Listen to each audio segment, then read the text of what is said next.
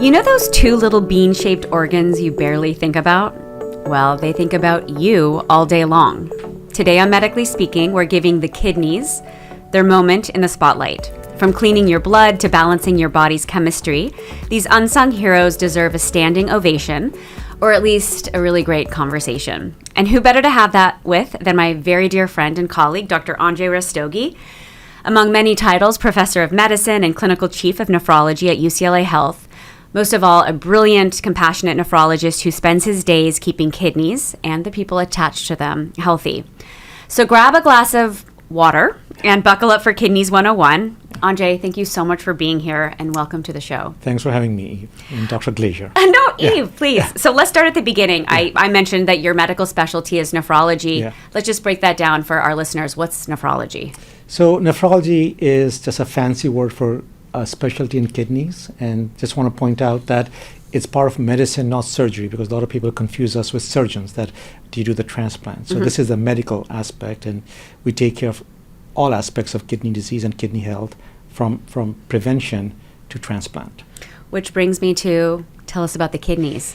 I would love to. So as you mentioned, they are fist-sized organs in the back and under the ribs, and they work 24/7.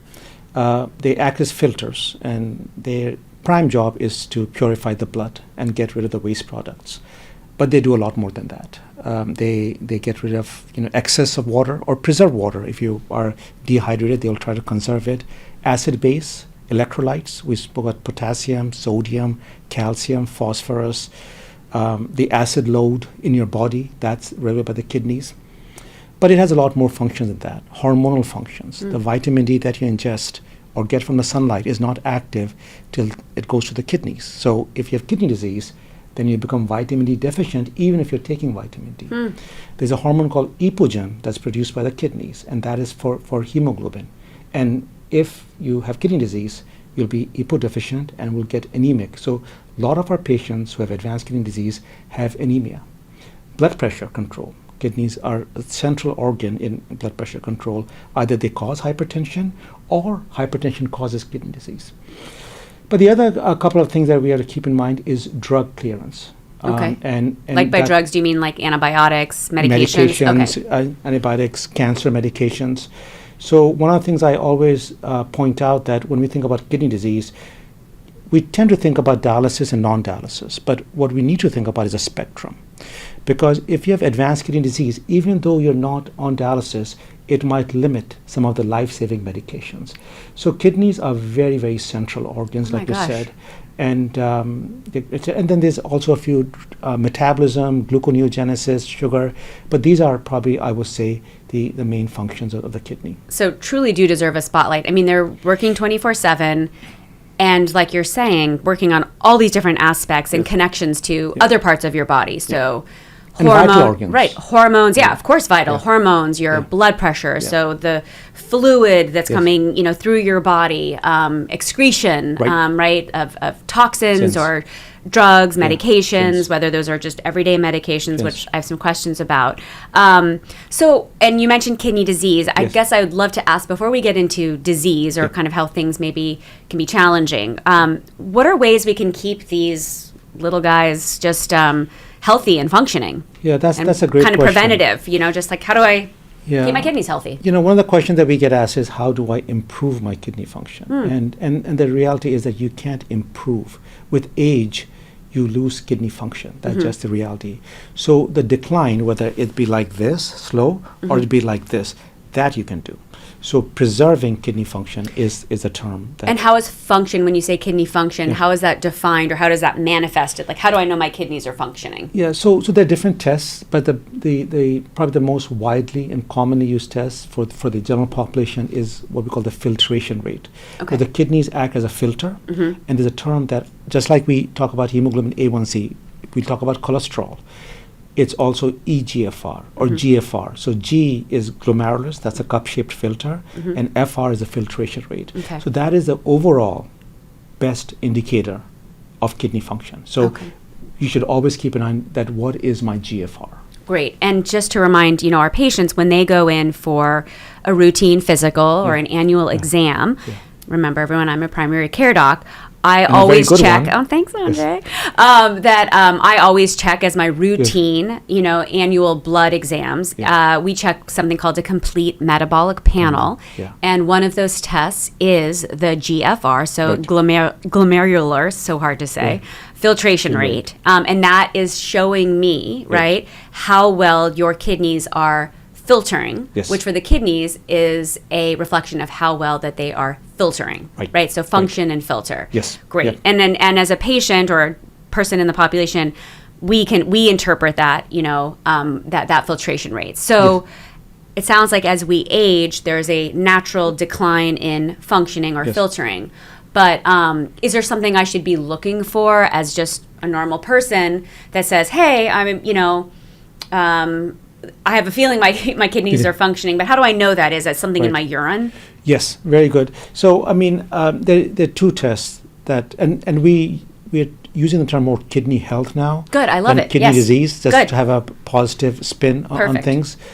And there are two tests, and you mentioned about the annual physical examination.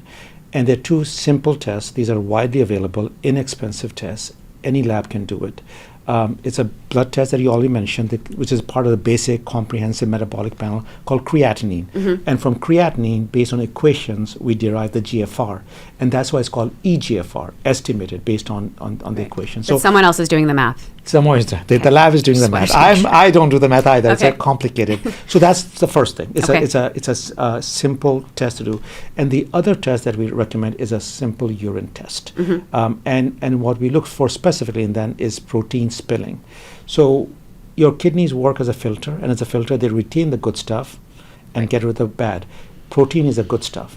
And if the kidney is damaged, you'll start spilling protein in your urine. So the other test that we do is checking for protein in your urine. Those two tests should pick up majority of. There are other tests that we might need, but they should pick up, and that should be a part of your annual physical exam. Okay, and that's really helpful, I think, for everyone to know, which is that when you're going in for your physical, again, in the absence of symptoms, right, and That's you're just having an annual Yes. physical or you're Yeah. checking with your provider, yes, this is, you can absolutely request, usually we just order it, Right. which is to say a urine analysis, Yeah, right? right. And that will detect if there's protein, Yeah. right, that I can't see with my eye as Right, a patient. right, Is that right? Right. That is actually So I'm not correct. going to look in the toilet and be like, Yes. oh, definitely spilling protein. Yeah. There's no way I can see that. That's not. And I do want to point out one more thing. Yes. A lot of times, frothiness of urine is kind of related, or they say if you see a lot of frothiness, it indicates protein in the urine. But I would say that's really way down the line. Okay. Like you said, you cannot see the protein in the urine. I think that's really important because I absolutely have patients, friends calling me and saying my urine looks frothy, and when I Google it, it tells me I have kidney disease, Yeah. right? And otherwise, I've been fine and I Right. feel fine. So, a really good reminder: go see your provider, Yeah. and then you'll Yes. have a urine analysis Yes. done that Yeah. would detect whether Right. you have this. Yep.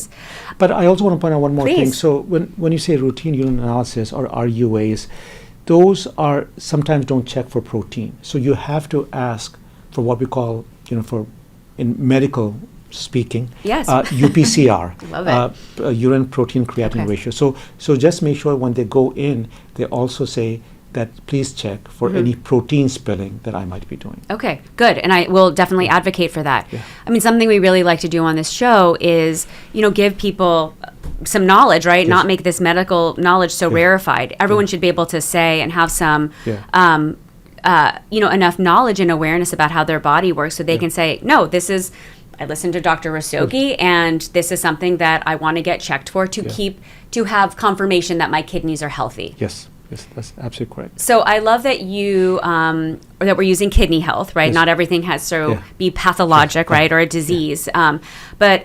So with kidney health, I think we do have to sort of ask, because I certainly have noticed, and maybe I've just learned this from you, is that I've heard that kidney disease, or issues with the kidney is sometimes referred to as a silent epidemic. And I'm hoping you can talk about that. Absolutely. I'm glad you brought this up because this is one of the biggest challenges we have in nephrology or kidney specialists. That's what we are.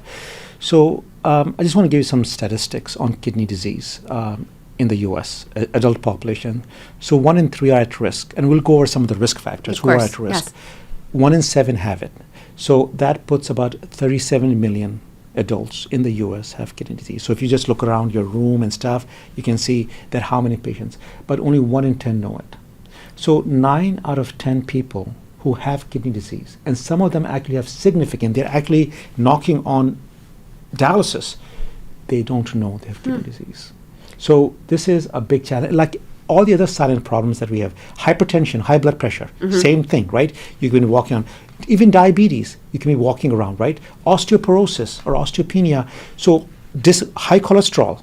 So these are the silent diseases, and we call them silent killers, because by the time they find out that they have, it's probably fairly advanced. And that goes back to, Eve, what you said about the annual testing, right? It's a simple test that can, save a lot of, what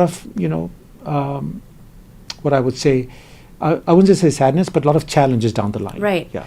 So, I mean, wow. So I'm looking around the room and 9 out of 10 people don't know they have an issue. So are you telling me that they're feeling absolutely fine, or are they maybe not noticing or maybe paying attention to some small symptoms that they should? That's a very good question. A point, actually. That's not even a question, because if your kidney function declines rapidly, what we call acute kidney injury, you will have a lot of symptoms. Your face can get bloated. You can even be peeing blood, or you stop peeing at all.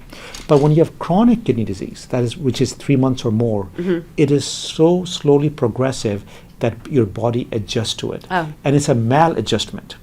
So it's not a good adjustment, but it's mal. So like you said, there are things that you'll probably overlook because it's so slowly progressive, and by the time. The other point that I want to mention over here is about half of the patients who end up on dialysis, 30 to 50, so maybe 1/3 to half, have never seen a kidney specialist in their life. So what do you attribute that to? So one is awareness, right? We spoke about, they not getting tested, but also not being aware of your own body and symptoms. Okay, so that's like one of our big messages about, which is you don't have to go to medical school to have awareness. So I love hearing this. Awareness about your body. Tell us what we need to be aware of. So I think, let's start with simple things, right? You wake up in the morning and you see a slight swelling of your legs. And you might just say that it's not important or it's not significant. Your spouse notices or your significant other notices that you're not eating that much, right? You don't have that much appetite. You don't have that much energy. Right, and that this is a change. I'm guessing this is a change. Right. It's a change from baseline, but sometimes so. And this is where I know we'll be hopefully talking about caregivers, which I personally think is such an important. But sometimes the patient doesn't notice it. But it's so slow and insidious. It's so. Yeah. So these are symptoms. Now, what we will not be talking about is just bloating up and your face is swollen and you can't put your ring on. Those are, I think, is abnormal, and if you don't check for it, then that's a problem. Right. But it's the really slowly progressive Gradual. patients that I worry about. And so a way to counteract that then is to have everyday awareness, right, about your body, get regularly checked out, right? And then also pay attention to yourself, right? So even if you are saying, gosh, I really noticed that for the last month, I'm just getting a little bit puffy, right? Or there's a change, right, in urination, and it's small, but pay attention to yourself, right? And go see someone. So, and this is, we're making a distinction between having your annual checkup with a primary care doc and getting just these routine tests, and then just noticing yourself. Absolutely. And there's one more thing I want to point out. It's things that we see on a regular basis because we go back and try to connect the dots. Somebody's doing well, let's say a young person, active, and all of a sudden they don't feel well. They feel they would be working 20 hours, but now they're sleeping 10 hours, right? There's a big shift from the norm. But they don't, it's just a symptom. Those are kind of things that you should be picked up. You should go to your primary care physicians, internists, family medicine doctor, and get, like you said, comprehensive metabolic panel, or just a blood work, and they would do that in the blood, and a urine test, because a lot of times and the other end of the spectrum is older. We had a patient recently just was doing well and then not doing well. He went into the ER, his creatinine was up, they said he's dehydrated, But I said, he's not dehydrated. This is one of my person that I knew. They did a biopsy, and he had, for medical called ANCA vasculitis. I mean, it's these are two spectrums. So if there is any change from the norm, like you said, right, get it tested. Okay. Because if you catch it early, the results will be much better. And we talk about this with a lot of our medical conditions. So, we had Katie Couric on, and we talked about colon cancer screening and the benefits of early detection. Yes. Yeah. So it sounds like that's exactly what you're emphasizing as well, Yes. which is, and I'm wondering, do you have maybe a patient story or example where early detection, detecting that there is an issue or a problem in the absence of symptoms, really served or really, affected the outcome of a patient and how they did because they found something early? Yeah. There's so many, and and a lot of times I just get calls from my friends, my colleagues, that they're saying that this is a person that can you see sooner. And I still remember there was a young girl, was not too many symptoms, but she went for her OBGYN checkup, and they saw she was spilling significant protein. We biopsied her, and she had what we call IgA nephropathy. And IgA nephropathy is something that is getting a lot of attention. We have a lot of new drugs coming out, a lot of research being done. We put her on treatment, earlier. She did, and now, she's under control. And the same patient, if we had seen in 5 years, would probably be on dialysis. Wow. Okay. So really, a huge benefit. And you mentioned 37 million people, which is a lot, and a lot to get our heads around, and especially when it's very, I think, especially resonant when you sort of say, like, in the room with you, 9 out of people might have something and might not know it. But are there risk factors that might predispose, certain people to having a kidney issue or kidney disease? Yep. That's another great question, because people what we call high risk. So if you look at the causes of kidney disease in the U.S., let's just focus on in the U.S., about 40 to 50% have diabetes as a direct or indirect cause. And the indirect, I say, because it might be a contributing factor, but not the sole factor. But 40 to 50%. So if you're diabetic or even pre-diabetic, you should be getting tested. So that also means that you should be diagnosed with diabetes, because type 1 is easy, because by the time, it manifests, it's such a catastrophic or sudden. But type 2, if you don't go for your routine tests, right, you'll never pick it up. Right. So it's a great reminder to remember that, like, as much as I'm saying there are these beans, in your body, they affect and are affected by many other organisms or organ systems. They're interdependent, and so diabetes. I think when people have it's another reason, right, to just have those annual checkups, because you could be having some glucose intolerance or pre-diabetes, and that alerts us as doctors to then say, okay, we need to follow you for your sugar, right? Sugar control, make sure you don't progress to diabetes. And in doing so, we're also monitoring, and we're making sure that you're not progressing to any form of kidney disease. Yes, that's absolutely correct. Okay. And the second big cause is high blood pressure. Now that I'm a bit, on the fence whether it's directly causes it or it's associated, but hypertension is supposed to be the second major driver of chronic kidney disease. So they account for together 80% of all. And I'll come back to why that number is important. The other risk factor is cardiovascular disease. And what does cardiovascular disease mean? Heart problems. Stuff. Okay. So anything so heart impacts kidneys, and kidneys impact heart. Right. So the arrows goes both ways. So if you have heart problems, always get your kidneys tested. Being overweight puts also extra pressure on the kidneys. Smoking, not a good thing, for anything, but also for the kidneys. Anything that's bad for your heart is bad for the kidneys, as simple as that. But the other important thing, and a lot of work is being done at UCLA, is about family history. Okay. If you have multiple family members, or just some family members who have had kidney disease, or ended up on dialysis or transplant, ask for some testing. And this is additional testing. Now, genetics, and we have at UCLA Health, we have nephrogenetics. We have started a program that's kidney genetics. And what we're finding is 1 in 5 causes of kidney disease is a single gene mutation. Single gene, not polygenic, not multiple, 1 in 5. So up to 20% of people. And if you have a genetic cause of kidney disease, then it doesn't just impact you. it impacts your family members and your future kids, your kids that you might have, or grandkids. So family history is very important. Know your family history. Well, because once you know your family history, sometimes I think people feel overwhelmed by genetics because they're like, well, what am I supposed to do with that information? Right.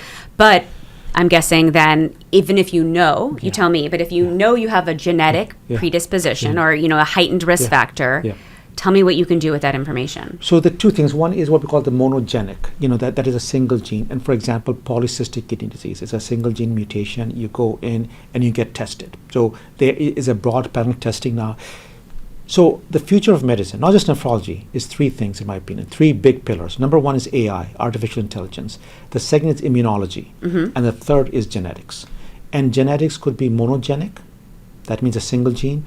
And you can get tested for that. You go in, you ask your doctor saying that, hey, I have kidney disease, it runs in my family. Can you test me for any genetic cause? The other is what we call polygenic. That means multiple genes. And that is example type 2 diabetes. So you really can't test. I mean, you can, but for most of them, you can't test. But it runs in your family. Everybody in your family from one side or the other is diabetic. There's a pretty good chance you'll be, and it doesn't, how you look or what you are at very high risk of getting diabetic. And that can lead to a lot of problems, including kidney problems. So it can lead to a lot of problems, but if you know that you have this predisposition and you are seeing a provider, then we can all jump on that, right? Thank you. So let me put this in what you just said, Eve. Prevention, primary, secondary, whatever you want to call it. But let's look at, and we'll talk about transplant a bit, but let's look at the numbers, what I gave you. 40% are diabetes is a primary cause. Now you're an exceptional internist primary care provider. You are, and I know that, and I know you're very humble and modest, but that is the reality. But let's think about that, and we know it takes 5, 10, 15 years for diabetes to lead to kidney disease or advanced.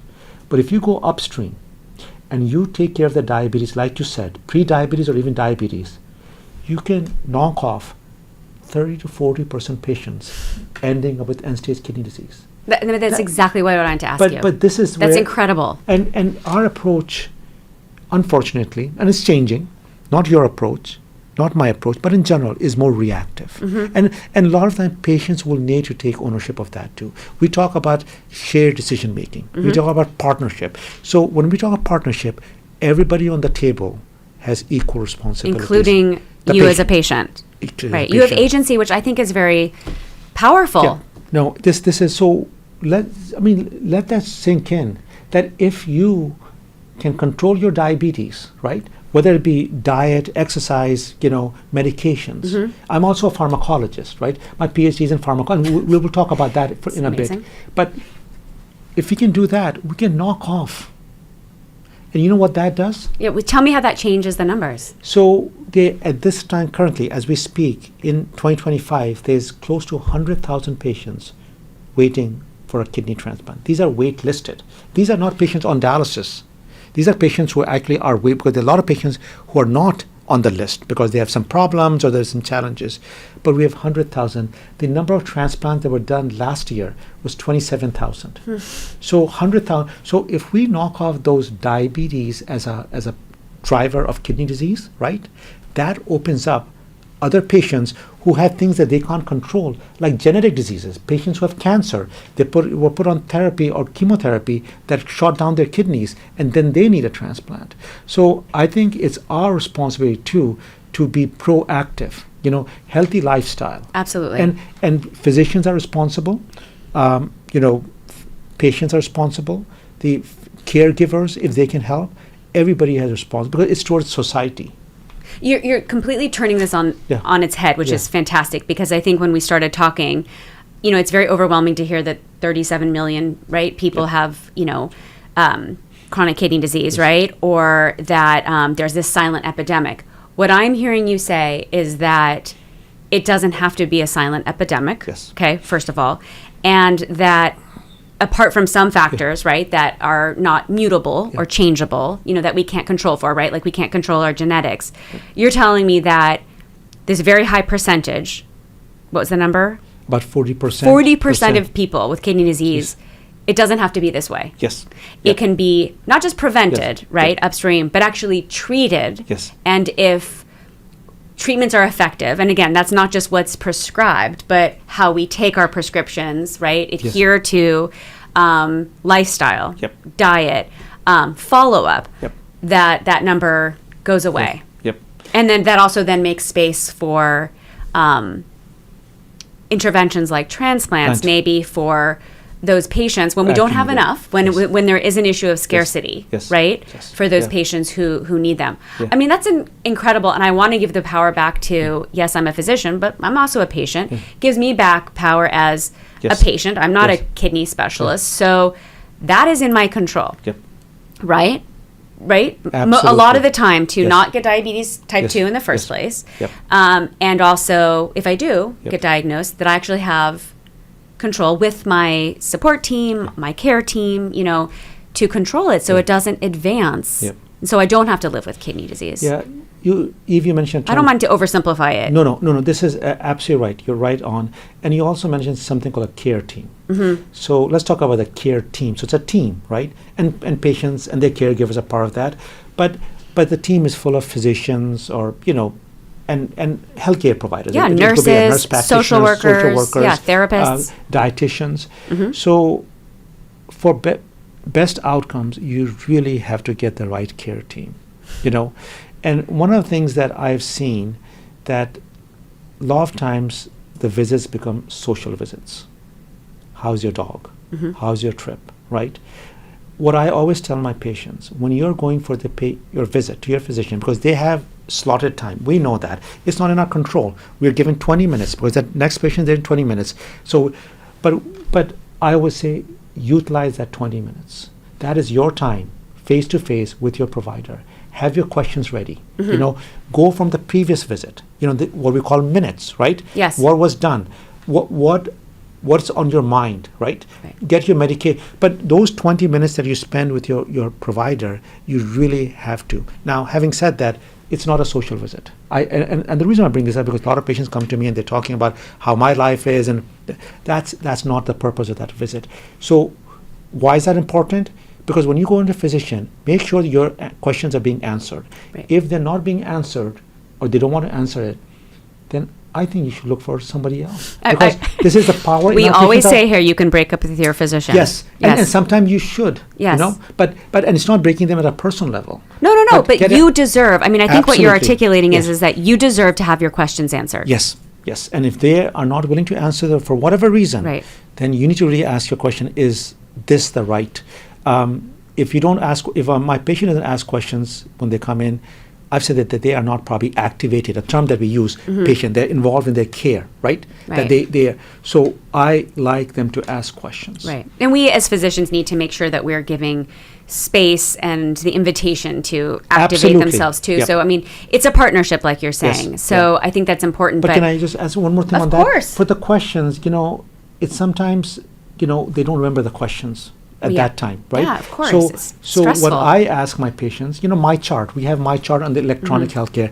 They can send a message that say, hey, these are some of the questions that I would like to be addressed. Mm-hmm. And I like that because sometimes I need to collect information so we can give a succinct answer. So communicate with your provider that bring somebody, if you can, to the visit so they can also take that. But communicate and then act on them. Mm-hmm. and take right? notes maybe even Then for take you. notes, Yes. yeah. No, I think that's great advice, and I think we'll be exploring that. I think in a lot of our conversations, with you and on the show about just advice about how to be a patient. Which again, I really want to emphasize to our listeners, there are tons of things we can do better as providers, and remind us at all times. But I think I can speak for Anjay and myself. Like we want to be partners, and Yes.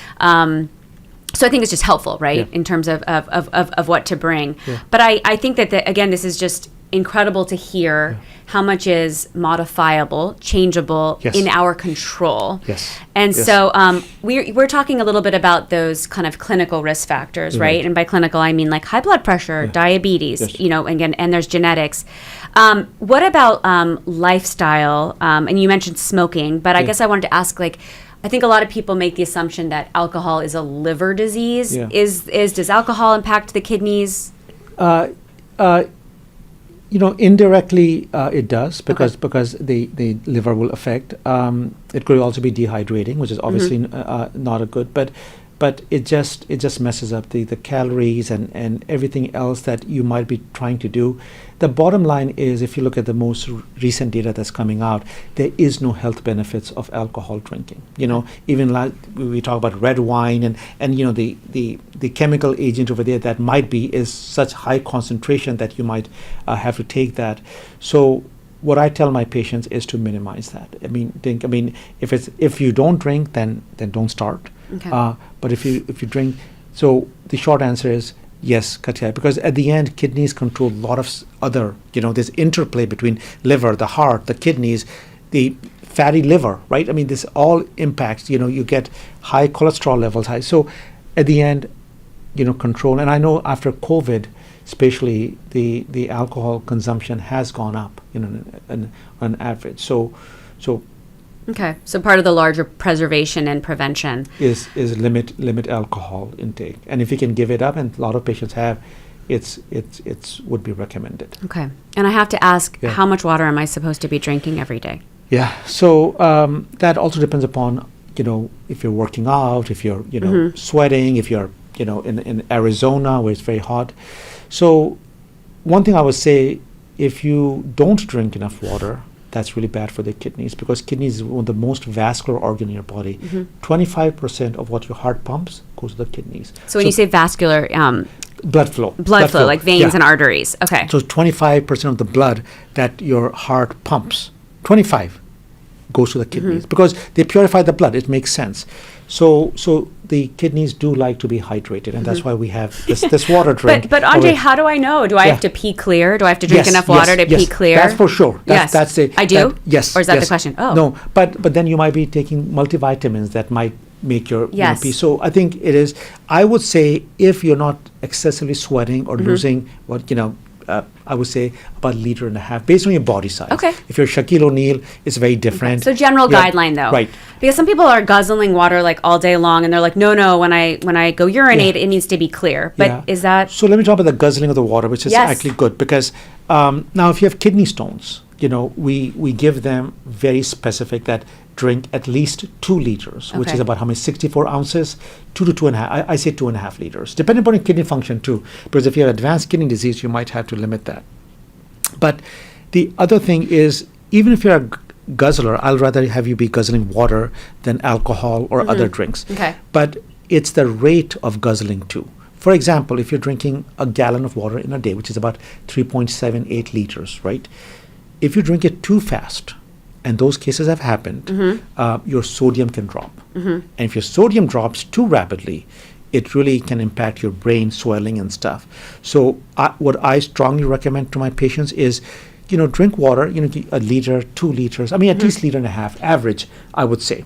But if you're drinking more than that, so over the course of your waking hours, the course of waking hours, that is very important, because too much water too fast can be a problem.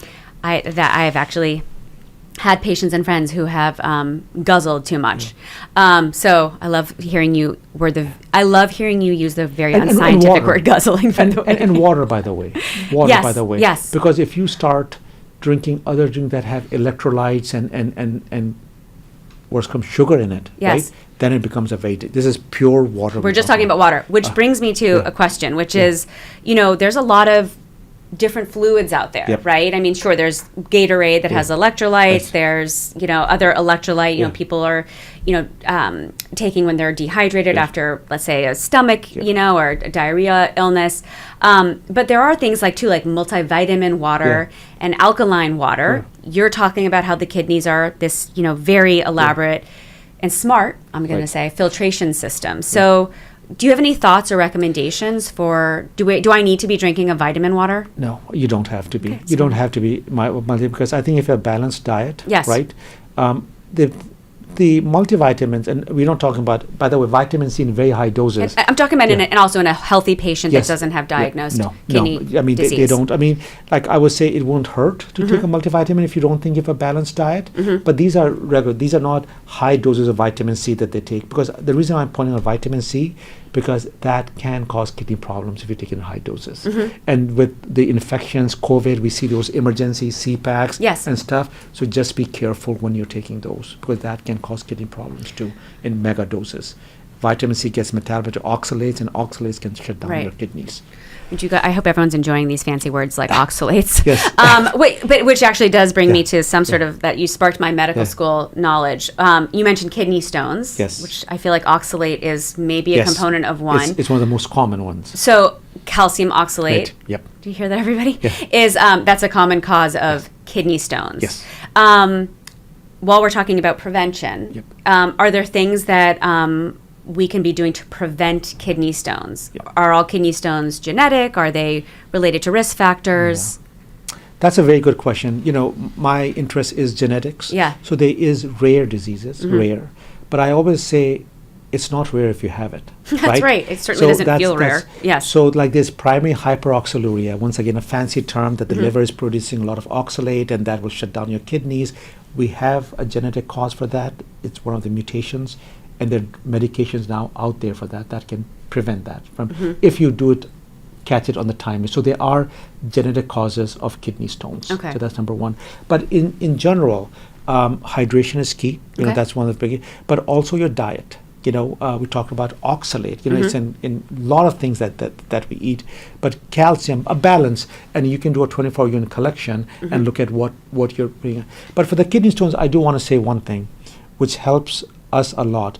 If you have kidney stones, get a strainer from the pharmacy, and if you next time ever have a kidney stone, catch that stone and submit that for metabolic. But that's the best way to find out, because if it's a calcium oxalate stone versus any other stone that you might uric acid, the treatment might be a bit different. So that is number one. And number two is do a 24-unit collection, look at what you're urinating, and then adjust your diet based on that. And that's something you Hydration. do at your doctor, the 24-hour urine. Yes, That's something yes. you, after you've gone and gotten Yep, diagnosed with yep. a kidney stone, But we the- as physicians order that. But the other thing about the kidney stones is, and this is a really, I wouldn't say big, but not uncommon misconception, that you go to a urologist for kidney stones.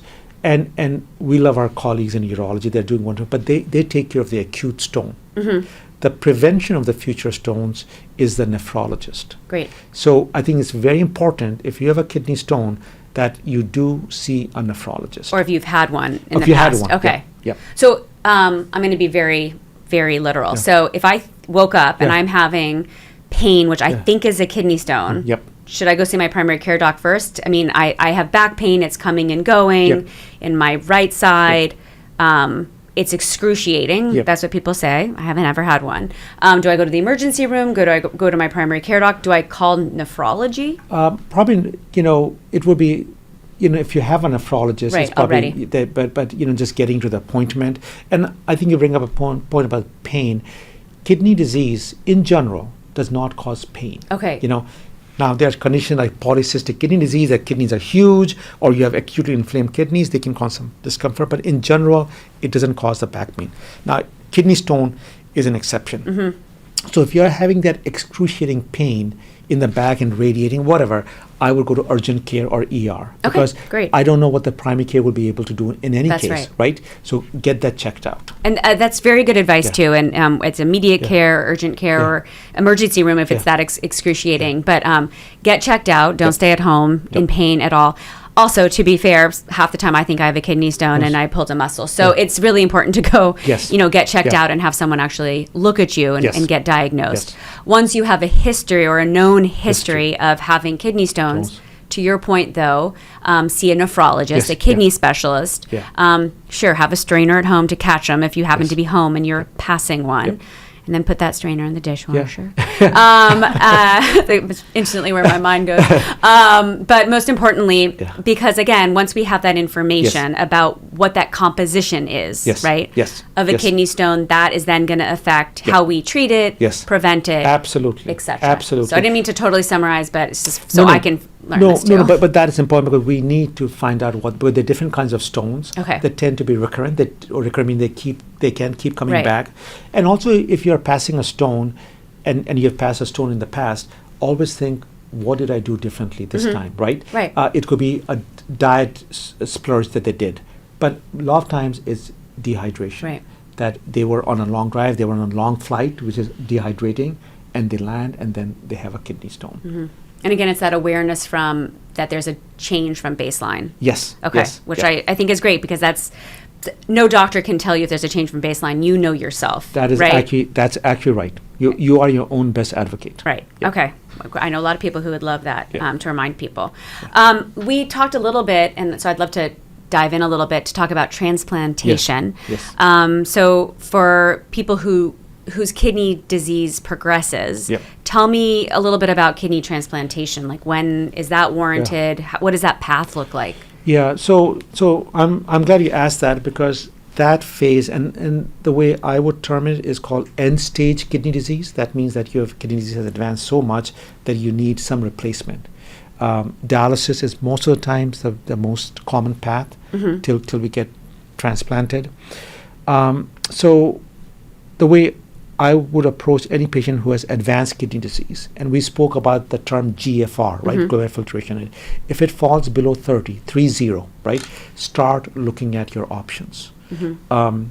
And so we spoke about the numbers, about 90,000 to 100,000 patients waiting for the wait time in LA, where we are from, is 5 to 10 years. I mean, it's a humongous. And then we have living kidney donors. So this is where you have to be really proactive, and you need to talk to your nephrologist, saying that, kidney specialist, that I want to look at my options. And most of the times it's dialysis as a bridge to transplant. We still have a waiting time, but if you have a living kidney donor or somebody's interested in that, you can get what we call a pre-emptive.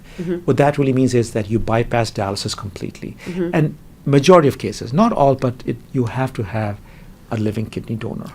Anjay, can we back up Yeah. for just a quick second? Because you were saying that when your kidney disease advances, start exploring your options. Yep. So, I guess, what do you mean by options, and like, what exactly is dialysis? Okay, very good. So when we look at options for patients with advanced kidney disease needing a replacement therapy. Replacement, Yeah. okay.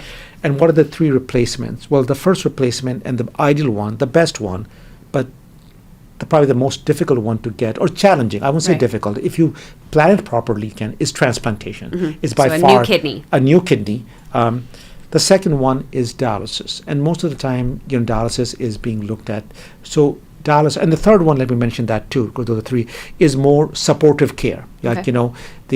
the doctors decide in consultation with the patient and their family members that at this point we'll just do conservative management, because all of these other things have their own risks. Transplant is a surgery. It's a huge surgery, and you'll get a lot of medications, so that's why save your beans, because even the transplant kidney is not your kidney, right? You'll be on medications and stuff. Dialysis, same thing too. And at the end is what we call conservative management. Some people call it palliative. I like to use conservative, that you talk to the family, you look at their. But dialysis is, let's talk about that, because that is important. Dialysis is a machine that actually purifies your blood. So it does the job. of It your does the kidneys. job, Okay. but just the purification. It doesn't do all the other things that kidneys are supposed to do. And even the dialysis, at its best, provides only 10 to 15% of your kidney does. So it keeps you barely enough to just get through, survival and stuff. Now, but there are two big types of dialysis. So one is in-center. And I think this is really important. At a center? In-center. Oh, okay. They go to a dialysis unit, Oh, and okay. you probably see them, all around. It's an outpatient, you go. And then there's something called home dialysis. So for the people in the audience today, if they're on dialysis, or they're getting close to dialysis, or they have a family member, or know somebody who's on, and they're not on home dialysis, that they don't do the dialysis at home, ask the question why. Because home dialysis is so much better than in-center dialysis. For our patients, it's the go-to. Our go-to is transplantation and preemptive if they can get that. But if they don't, for whatever reason, then you go through home dialysis. Okay. Now, there's some reason why they couldn't do home dialysis, Sure. but I would say majority of people should. So 70 to 80% of the people who are on dialysis. But if you look at the national average, it's only 14%. Wow. So there's a real, definitely ask. So this is for patients and their family members Yes. and their support systems. Or anybody ask that you about know. home, right? Anybody that you know. Okay, great. Yeah. I mean, that's very, very helpful. So those are the options. I guess you mentioned a living donor Yes. transplant. So I'm wondering if you can define that and Yeah. then also say, is there any advice you would give to someone who's considering doing that? I think sometimes a family member might find out, oh my gosh, I just found out, my sister has advanced kidney disease. Can I give her my kidney right now? Yeah. I think it's a little bit confusing. Yeah. So that's really and we our core kidney program at UCLA Health, and we are very proactive in helping patients navigate this very complex and sometimes confusing Yes. pathway. So there's a couple of things from the recipient side, the person who has kidney disease.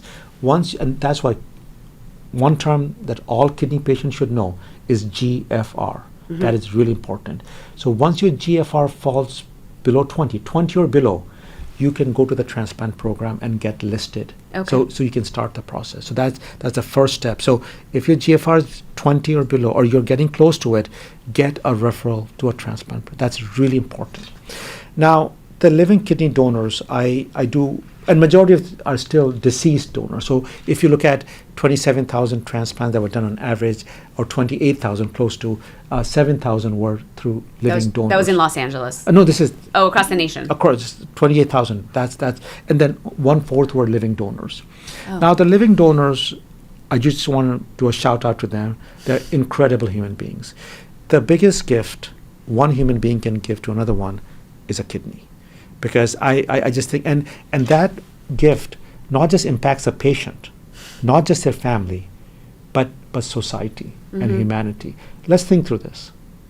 A patient is going for dialysis, somebody's taking them to dialysis, somebody's dealing with the complications, their hospitalizations, whatever. Who's that? Their family members and caregivers, right? So this is a person who now just has to take care of dialysis because they can't do anything else. And then wait time is 5 to 10 years. And this person comes along and said, hey, I think I can give a kidney to you.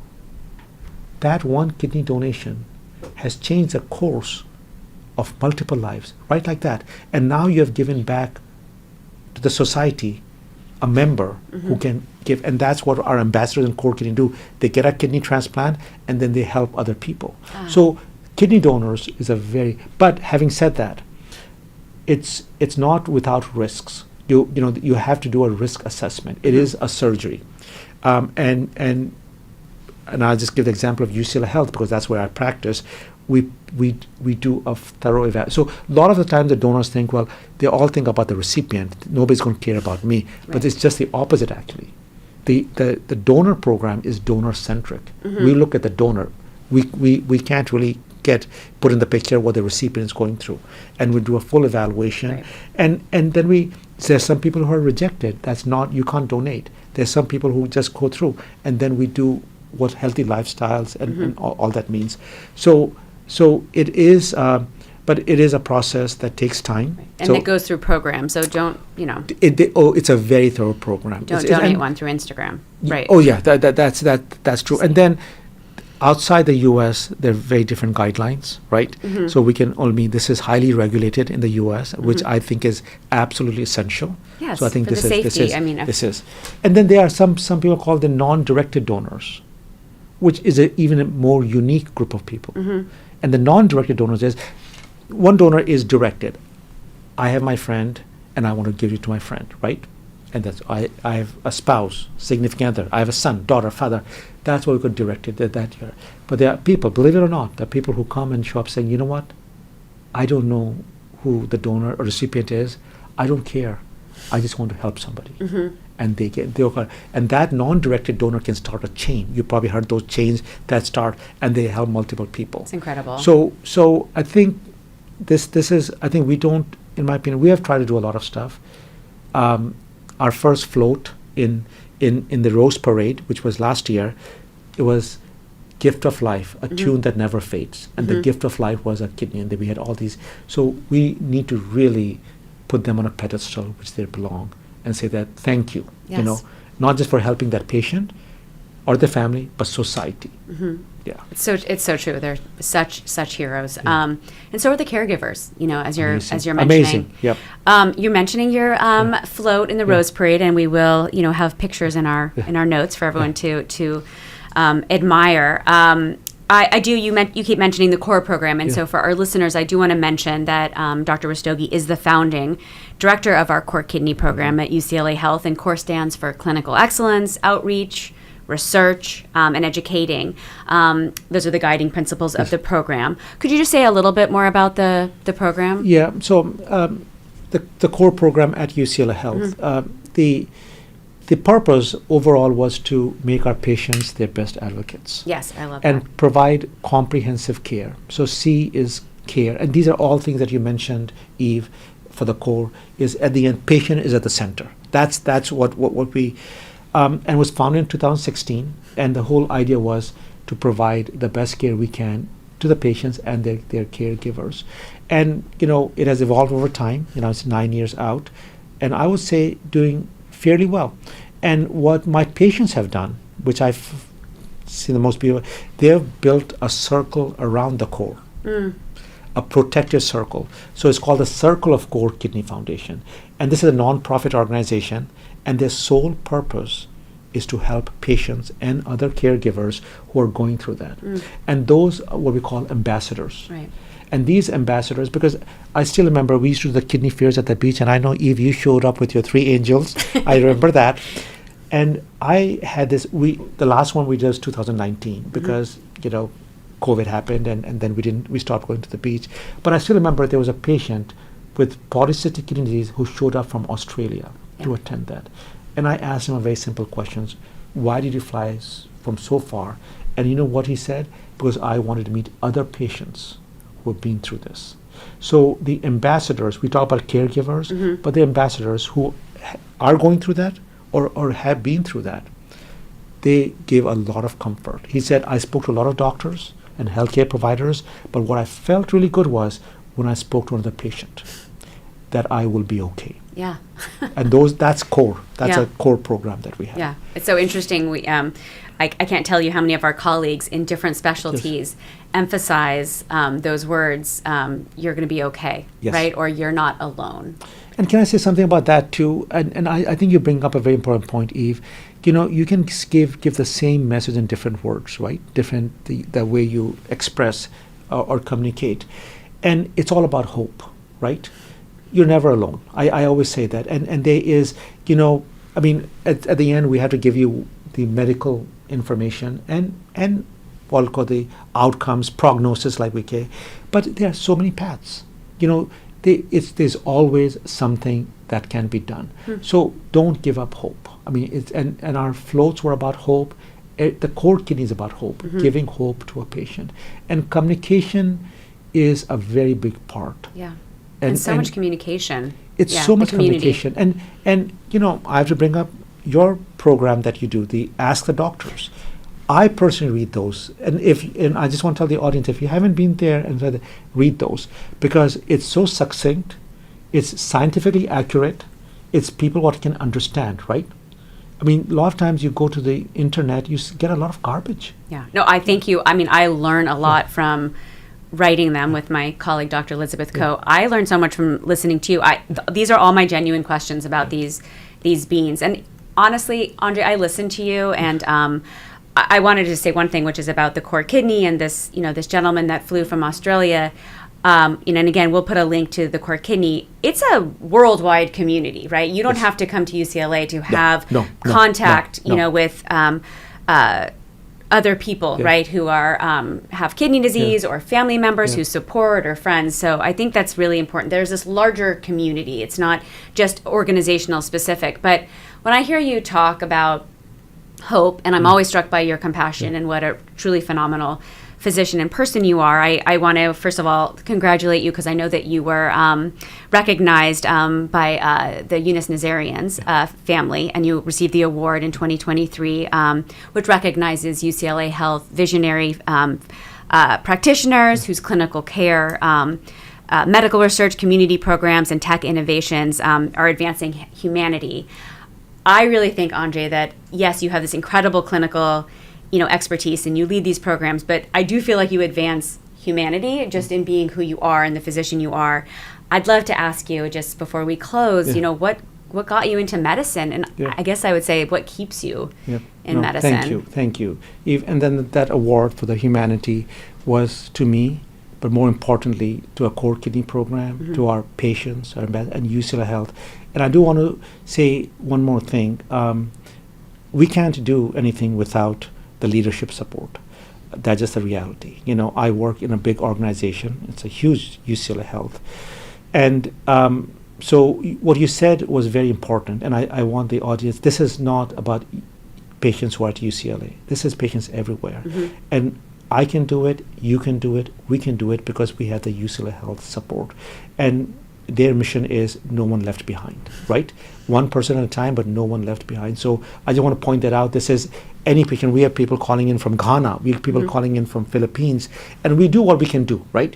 Within our medical, because there's liability there as well.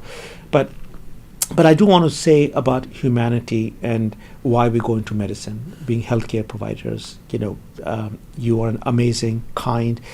I talk about empathy, not sympathy, right? And understanding patients. So my interest in medicine started when I was very young. I didn't know what medicine was, but my dad, and I still remember, he was a general practitioner back in India. This is now 70s and 80s. And I would come back from school, and he passed away, when I was quite young. But when I would come from school, I would see all these people lined up to see him. This is after 5 p.m. And these were, they didn't have anything. These patients didn't have, and they would come in with their kids. My dad was not a pediatrician, but they would bring in because they didn't.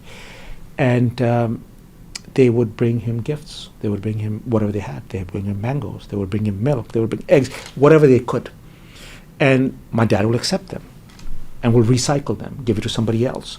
And then I asked my grandmother a very simple question. I said, why is he doing that? Why can't he just not take it, right?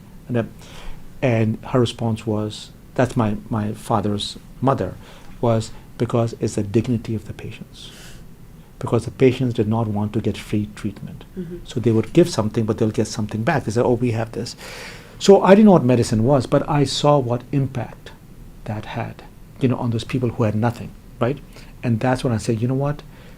This is about humanity. This is about helping people. This is about, we are in this world for a short time, right? If we look at dinosaurs 65 million years ago when they disappeared. We're here so let's do something good. And I do want to point out something about the living kidney donors.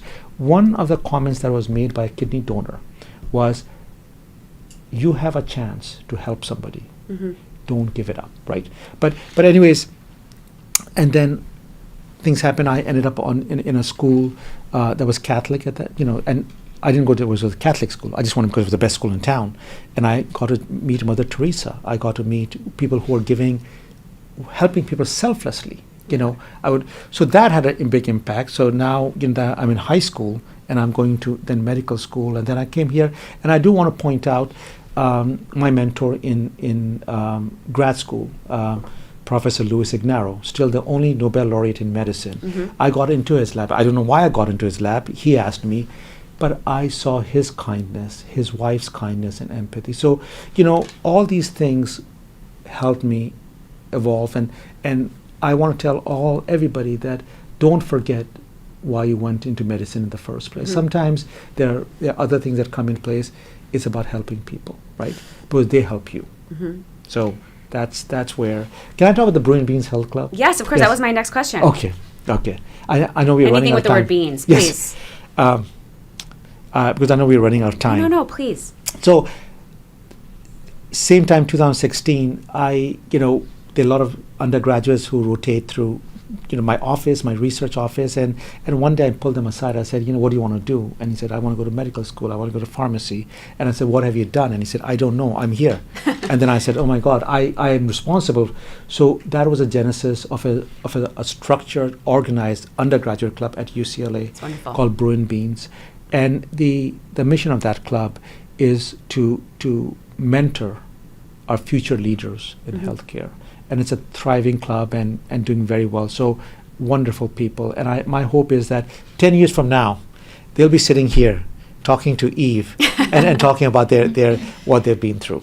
I mean, Anjay, there's just so much of just like an everyday legacy that I love hearing you talk about it. And I would say you don't have to be a doctor, right, to promote, right, and champion just kindness and empathy, right? And you don't have to be in healthcare. No. I mean, you can be, and we have these amazing clubs, but there's so many ways to contribute, I guess, and be kind, be aware. So I'm so impressed by you, Anjay, and I'm telling our listeners, I work with you every day too. Actually, you trained me when I was an intern. And now you train me? One of my attendings. I learn so much from you every day. I just love what you've shared with us today. I mean, and you're such a everyday gift to your patients and your colleagues, to CORE, to Bruin Beans, to everyone's beans out there. It's an honor for me to have shared patients with you. All these years. Clearly, kidney care, prevention, kidney transplantation, training the next generations, just hopefully we won't have to spotlight. They'll just be part of our everyday conversation. And I'll just, ask you one more question, which is, if you were going to put just a message, I guess, about kidney health, on a billboard, what would you put? Just get tested. Get tested. Okay. Annual testing. Annual. That's the key thing. Not just one time. Right. Every year, get a simple blood test and get a simple urine test. Okay. Yep. And I will say that as a primary care doc, and come to me, come to my colleagues, and we'll check you. It takes two. It does. It takes a whole team. It takes all of us, and definitely a community. Yes. I can't thank you enough for joining us today. If there's anything that we forgot to ask, just let me know and join us for more conversations. Oh, yes. I feel like there's something you're going to say. Yeah, I just want to point out one more person that Please. Was a big part of CORE and stuff is my manager, Christina Lopez. Yes, Christina's amazing. And, I'm here sitting talking about CORE and taking all the credit, but it's not me. I'm a part of it, but it's not. It's Christina, it's all our patients, all our students, everybody, Eve, you. I mean, and you are very humble, but you have been such a great supporter of, and once again, things are not possible. I mean, you have a big leadership role, and I know you're humble, you won't say, but you have provided so much support. We can't do all these things without people like you, Eve. So I'm very grateful. So thank you. I'm grateful too, but this is really how we just support our patients and our communities, and even before people become patients. Yes. And right? hopefully they'll never become patients. That's right. Yep. But this is because you can do this yourself. Yes. Thank you so much. I look forward to having more conversations with you. We will be linking, so much of what we talked about, and a lot of the programs, especially in our show bio. And in the meantime, to our audience, stay curious, and I'll see you next time on Medically Speaking. Thank you, Anjay. Thank you.